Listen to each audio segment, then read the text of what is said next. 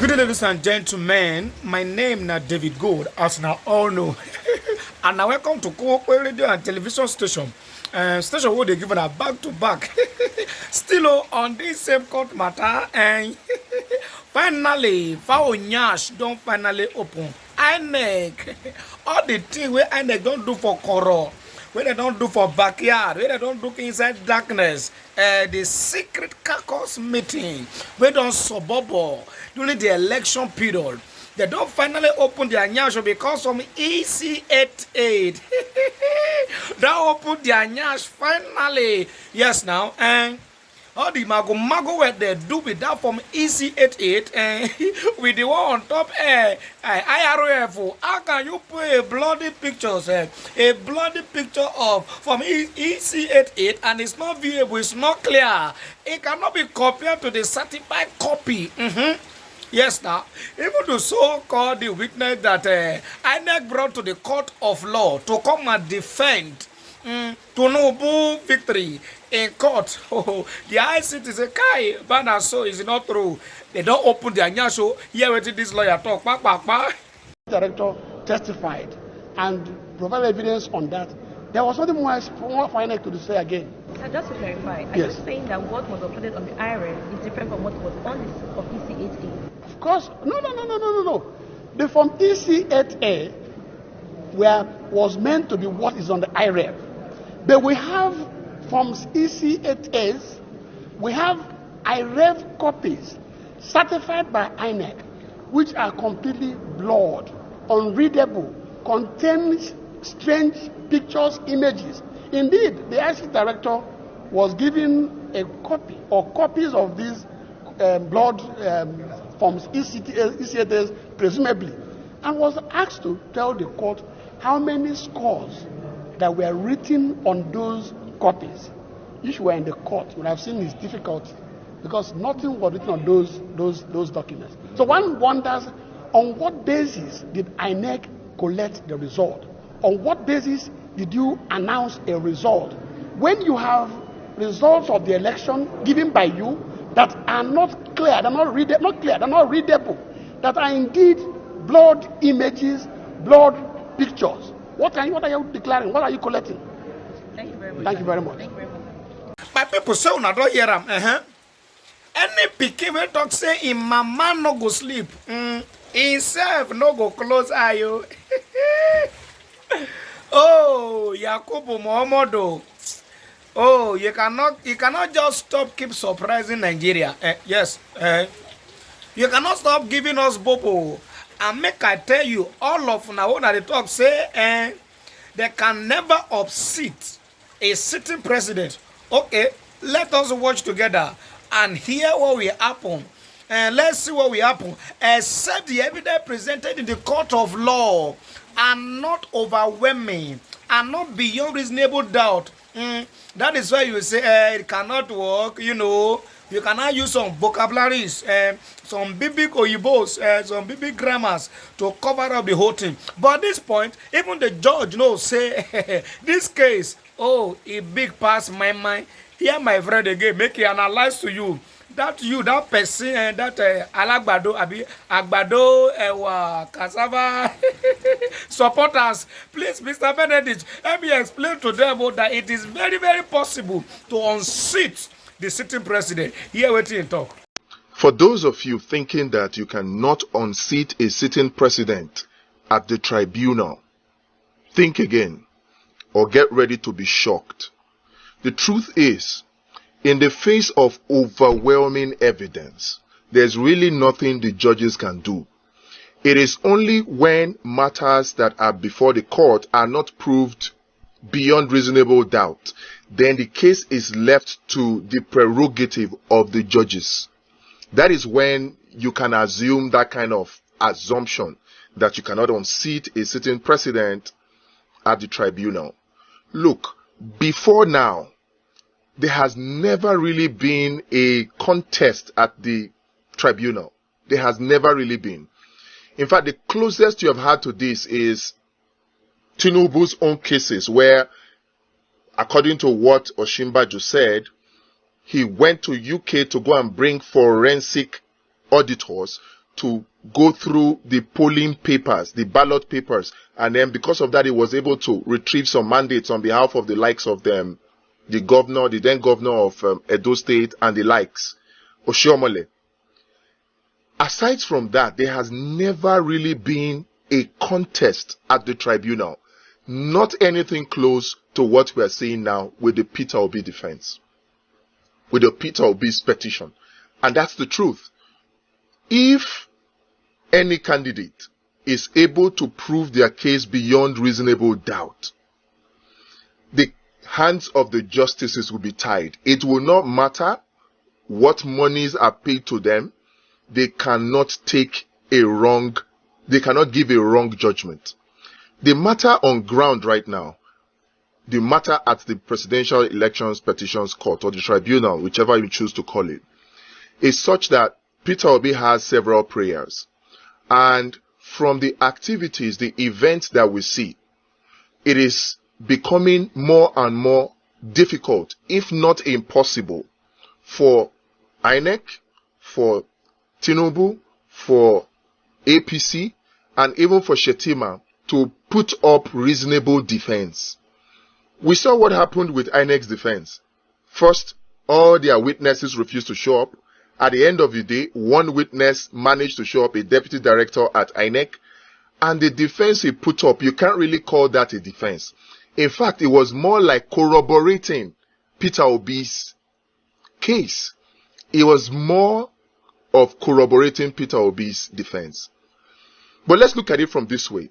There are certain factors that are within the control or within the interpretation of the justices. Even though you and I know that these factors well favor Peter Obi, but some of these factors are still within the prerogative of the justices based on the constitutional role of the justices. Such factors as 25% of the FCT. You and I know, and majority of Nigerians know, that 25% of the FCT is a constitutional requirement based on two previous judgments of the Supreme Court on the matter, cases that were presented by Buhari. Based on those two, we know that 25% of the FCT is a requirement.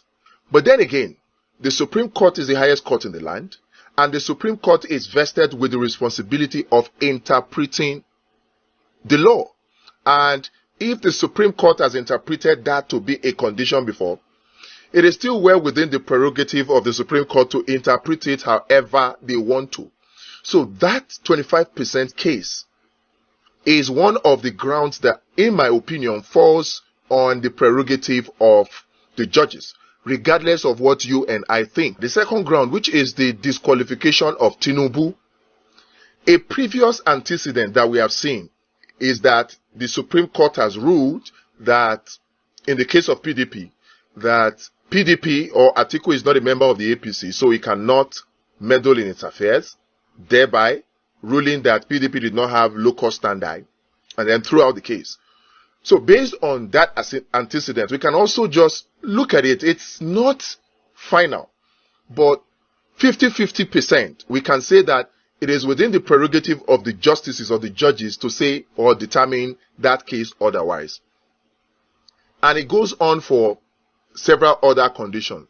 But you see the condition that is not dependent on the prerogative of the justices. You see those Form EC8As. It does not depend on the prerogative of the judges. The judges, upon seeing the Forms EC8As, by the time all the Form EC8As are collated, from what we have seen in Lagos and all the extra votes for APC removed, in Plateau and all the extra votes for APC removed, in Rivers and all the extra votes for APC removed, just those three states alone, the Form EC8A figures already shoots Peter Obi ahead.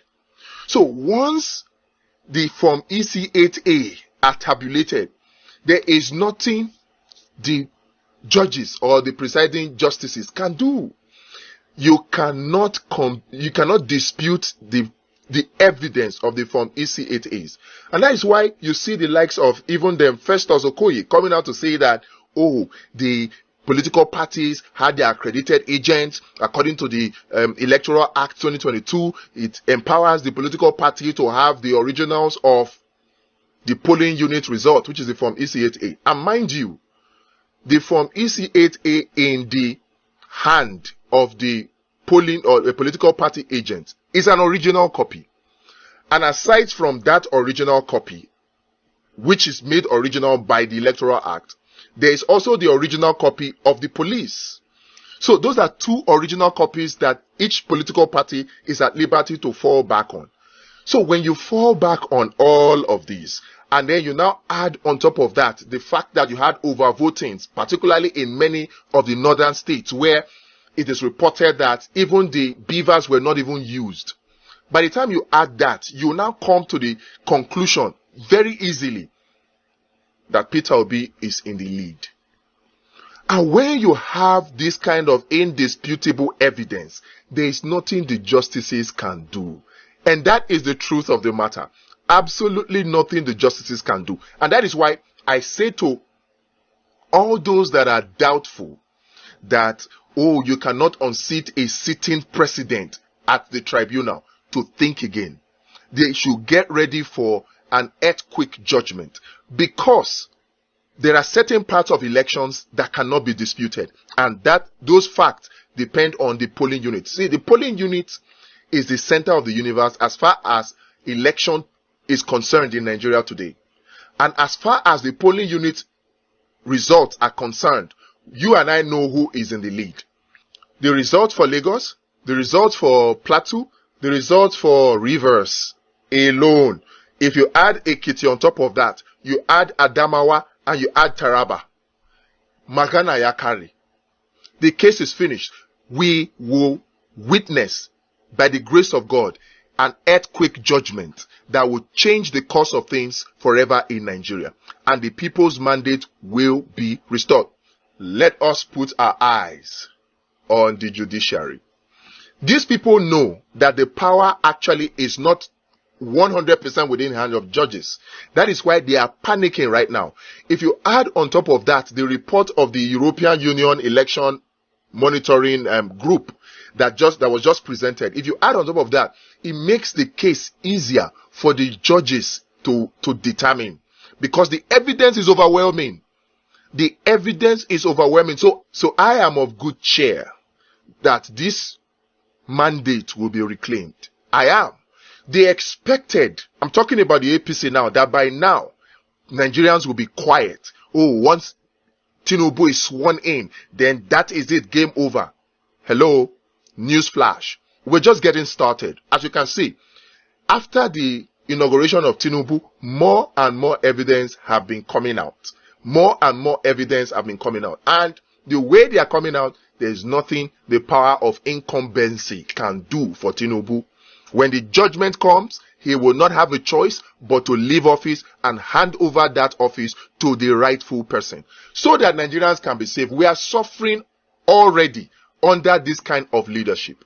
You need to see what even popular celebrities are saying. There's a neighbor of mine who is doing well. I won't say, for somebody to have a Mercedes GL 550, you know the person is doing well. In fact, I just got to understand yesterday that the GL 550 actually has a tank, a fuel tank of 170 liters. If you multiply that by 540, that's like 90,000 naira to fill. And if you also know how the GL 550 Mercedes works, they are gas guzzlers. So within 4 or 5 days, that full tank can be gone if you are a very heavy user. So for you to have that kind of person who has that kind of car to be complaining, it means that the thing is even touching even the so-called well-to-do. And if it is touching the well-to-do, you can imagine what it's doing to the downtrodden. We need to change this. I saw a report the other time of a celebrity, a Yoruba Nollywood actress, complaining that she's tired. She says she's tired. In fact, she says, God knows I'm tired. That's actress Biola Bayo cries out over hiking price of petrol. I mean, who wouldn't be tired? Who wouldn't be? Only the people who are using government money to fuel convoys of over 124 SUVs. Only those people will not be tired. The remainder of Nigerians are tired. They are tired. And I can tell you, even the judges, they are tired. So those of you thinking you can hide behind, power of incumbency, you will be disappointed.